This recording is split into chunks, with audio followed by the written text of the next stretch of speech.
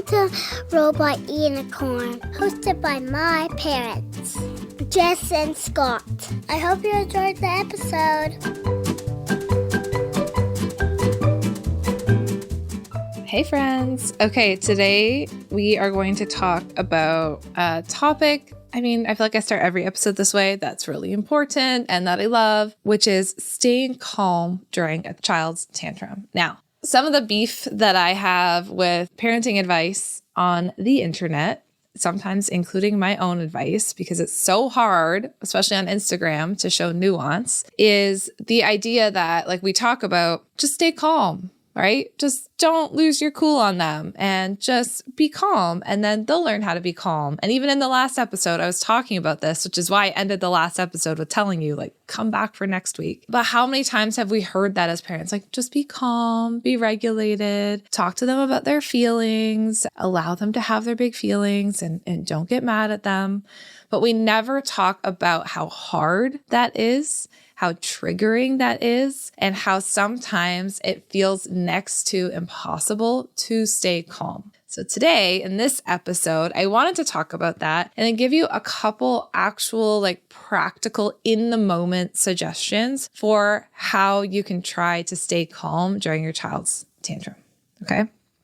So first off, I just want to say that I heard the other day from someone who said, Jess, I hear you talk about parenting all the time and I really compare myself to you. And I always think well, Jess would never lose her cool like this, or Jess would never get upset with her kids, or she would never get frustrated in this way. And then I think to myself, man, I must be failing. And that comment really broke my heart because I feel like if you're a dedicated listener, you've heard me talk so many times about times that I haven't been the most calm, or that I've lost my cool, or that I've, maybe shown up in a way as a parent that I didn't want to, and that didn't feel good, didn't align with my values. But I just want to start this off by saying, I've been there too, especially in seasons of my life when I'm stressed out, when I'm not sleeping well, when I'm burnt out, or have something else on my mind. It can be really hard to show up as the parent that you want to be.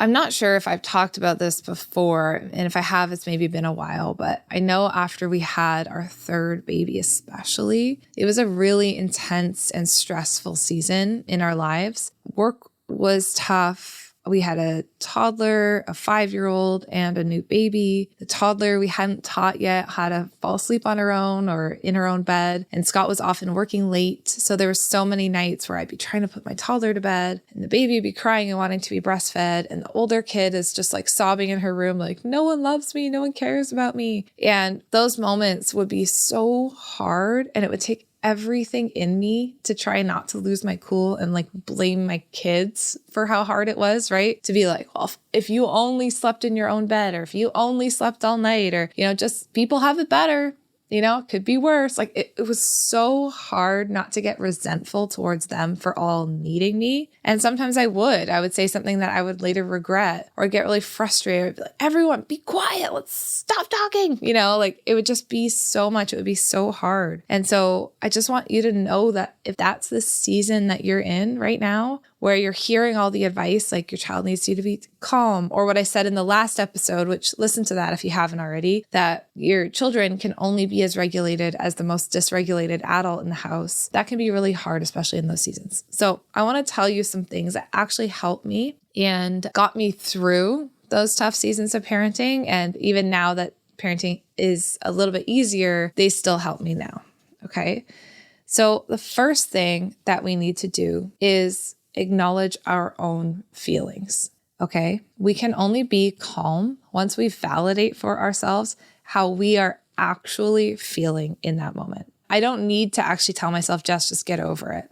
Or Jess, every parent that has 3 little kids at home is doing this better than you. You're screwing up, you're messing up. I don't need to dismiss my feelings. Actually, in the moment when it's hard, I need to tell myself, center myself, this feels hard because it is hard. It is hard to operate on very little sleep and have 3 little kids, or however many, even one little kid that needs me all the time. It's hard because it is hard. And I can do hard things. I can get through this moment. It's not going to be this hard forever.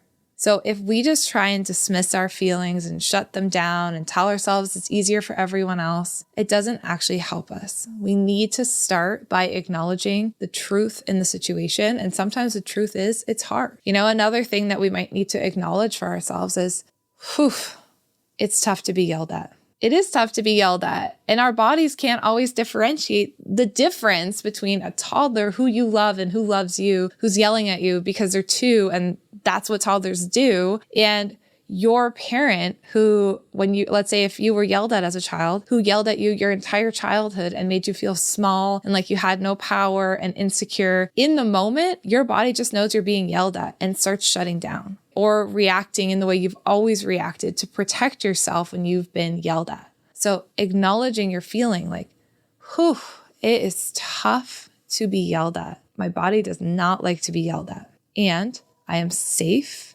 I am 35 years old. I am in my house. This is my child who I love who's yelling at me, and they are two. And I have power and I can handle this. That acknowledgement to yourself helps you reframe what's happening in the house.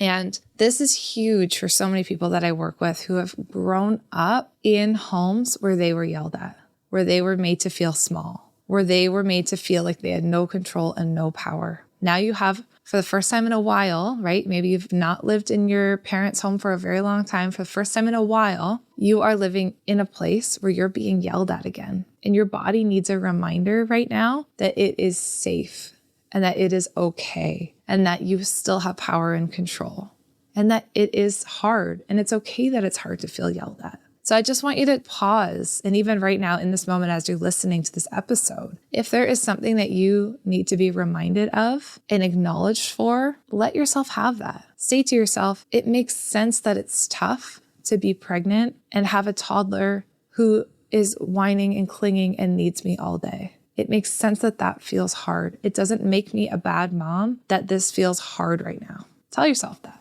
That's not you sitting and wallowing in self-pity. It's you just acknowledging something that is real. And then we will go from there and give you some strategies for actually helping yourself and your toddler. But until you've acknowledged your own feelings, we can't get there, right?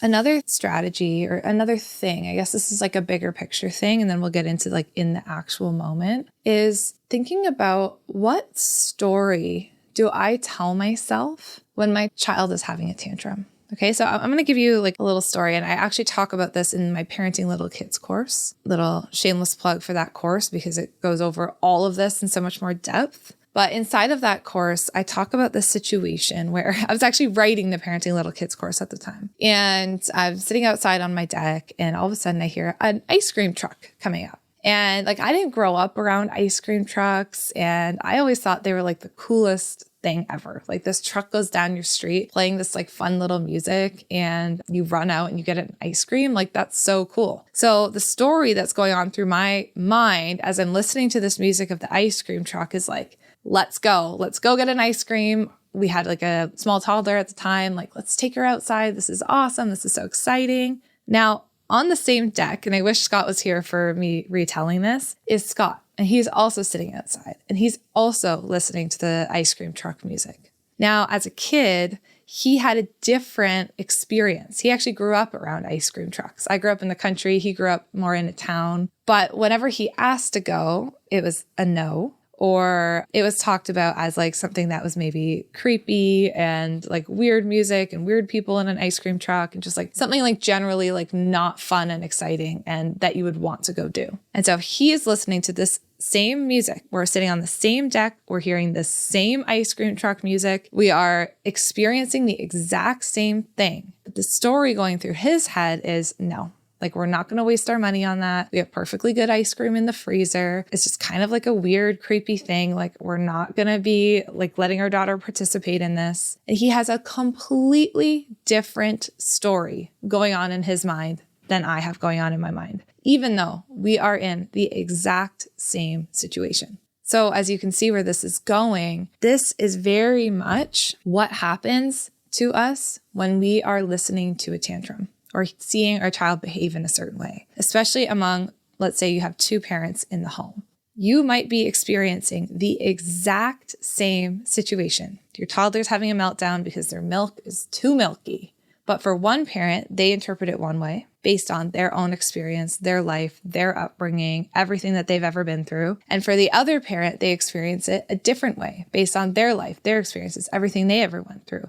And we respond to our toddler based on those prior experiences and the story that we're telling ourselves. So how does this relate to being calm during a tantrum? It's very, very difficult to be calm during a tantrum when the story that we're telling ourselves about our child's meltdown is that this child is bad, that this child needs punishment, that this child's going to be bratty. Or maybe the story is it's something even more subconscious, like I'm being yelled at again. I can't tolerate this. Maybe it's getting back into a people pleaser way of acting because that's what you were trained to do and you were yelled at as a child. Maybe it's like, I can't handle it. It's too loud. It's too overwhelming. It's never going to end. It's never going to get easier. Whatever that story is that's playing through your mind as you're experiencing your child's tantrum is going to impact the way you respond. And that's why in the last episode, I gave you the reasons, like the deeper understanding as to why toddlers have tantrums to begin with, because that understanding can actually help you shape the story and shape the way that you are going to respond to your child's tantrum. It's reframing or re-narrating the story that your child's not bad. This is not going to last forever. It's perfectly developmentally typical, and there's things that we can do to help.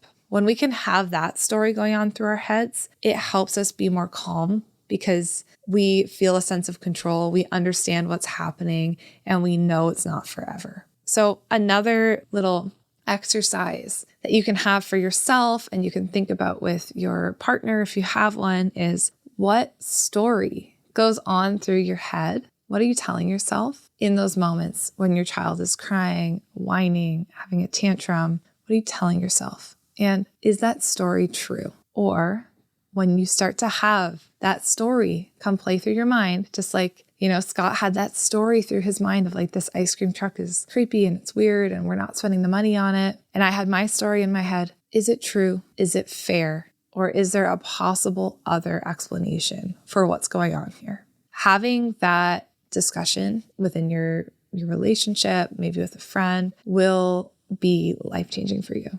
And I'm excited for you to have it. Hey friends, so at pickup last week, our daughter asked Scott a truly kind of tricky question in front of her younger siblings. Scott was telling me that when he heard a question like this, he used to panic, but this time he had a plan. And he said to our daughter, "Thank you for asking. Let's talk tonight when we've got privacy." And that's a line that he learned straight from our new body safety and consent course at Nurture First. So this new body safety and consent course is taught by me. So Jess, if you listen to this podcast, you know me. I'm a child therapist and a mom of 3, and I have taught body safety and consent education for years. This course takes all my years of experience teaching this education and gives you calm, age-appropriate language for body parts, consent, and boundaries. You'll learn how to teach your kids that no means no. You'll learn how to teach them to read facial cues. You'll talk about safe and unsafe touch, and you'll even teach them about their uh-oh feeling. There's guidance inside this course for the real life stuff, like tickling that goes too far, and even the difference between a secret and a surprise. We made this course at Nurture First because research shows that body safety education helps kids speak up sooner, and we want that for our family, for Scott and I, but also for you. So check the course out at nurturedfirst.com/bodysafety, and to save 10%, use the code ROBOTUNICORN. And just full disclosure here, we are the creators of this course, and we're so proud of it. So those were kind of like the deeper things that you can do to help you with the way that you approach a toddler tantrum. And now I just want to give you a couple little in the moment things that might help. First off, just taking your own deep breath. So I actually often teach to parents, like before you even open your mouth and start saying something, do a 3-4-5 breath. What this means is breathe in through your nose for 3 seconds, hold your breath for 4 seconds, and then breathe out through your mouth for 5 seconds. It's very simple, but it's just grounding, and it just gives you a second before responding to just find your calm. I like to also picture like a yell-proof like shield. So basically when my kids are like screaming and melting down and yelling at me, I love a visualization. Okay. I'm a therapist, so it just is what it is. But I love the visualization of like holding up this shield basically and just like imagining that like the yells are like bouncing off and they're not impacting me and I'm not taking on their emotions. Like I'm protected from their emotions. I'm just here to support them through it. I love a grounding statement, especially if you do tend to be triggered by these emotions. Like I'm safe, my child's safe. Tantrums always pass. They don't last forever. This won't last forever. We just need to ride through it. I love a visualization of it being like a wave, like it's going to get worse. They're going to have a lot of big feelings and then it's going to be over and we're going to be able to connect again. Remembering that can be really, really helpful as well. Another thing that I know Scott would say if he was on this episode with me, which by the way, he is going to be back soon. Like I mentioned, for the summer, it's just me. He always likes to say like imagining their little features. So for him, it was always helpful to like look at their little hands or look at their little feet, or for our kids, like look at their little pigtails and just remember how small and actually helpless they are. I just actually saw Scott do that last night. It was so sweet. Our youngest is in summer camp for the first time. She's never gone. She wanted to desperately go with her sisters, but every time she gets home, it's just a meltdown. Like it's a long, busy day for her. And last night she was having a meltdown because she didn't want to go to bed, So she's like, I'm not going to bed. And she's just like crying. And I actually was getting frustrated. And I think Scott could see that. And so something that we have is like, if someone's kind of getting frustrated, like we'll tap out and we'll let the calmest parent take over. So he could see I was getting a little frustrated. So he took over and I just saw him literally hold her face. She was sobbing and say, hey, your sisters were like this too when they went to camp for the first time. And he was just like literally wiping away her tears, kissing her forehead and being like, I know you say you don't want to go to bed, but I think maybe you just had a really busy, long day, hey? And it's hard to hold it all together at school. And she was sobbing and protesting and saying she didn't want to go to bed, and that's what it was all about. And then, a few minutes later, all of a sudden, she's like laying her head down on his shoulder and giving him a hug. And then he carried her off to bed. And it was so sweet and also like exactly what needed to happen. She just was having a hard time. And it wasn't about not going to bed. And I think she fell asleep in like 2 seconds. But she really just needed someone to like see her littleness in that moment, even though her behavior and emotions were so big, and see that she just needed some help. So that can be really helpful as well. Now, the bigger things that we can do outside of the moment, so those are some in the moment strategies, are getting support, which we have a episode of Dr. Pooja that was really helpful. You can look at that one. Talking to other parents. I find a lot of times parents think that they're the only ones who have kids who are yelling and screaming and having big meltdowns. And as you talk to other parents, you realize that we're all in this. Like all of our homes are kind of like that. And it's summer and my windows are open. And the one day my neighbor says, wow, and says that she heard my daughter crying, first thing in the morning. And is she okay? And I'm like, yeah, she was fine. Like she was just sad because she couldn't find her bracelet, but she was having a major tantrum and she a little bit older and she's just laughing. She's like, yep, been there with my kids. It is what it is. And just that validation from other parents who can say like, yep, I've been there too. You're not alone. That can really help. Sometimes we got to find the humor in these moments too. And like, remember, it's not going to be like this forever. We don't have to take everything so serious into heart. Sometimes kids will have tantrums about stuff. At the end of the day, Scott and I will like talk about, oh yeah, this is what happened today. And like, we can kind of smile about it after the fact. Reminding yourself that if you're not calm in the moment, there's always a chance for repair,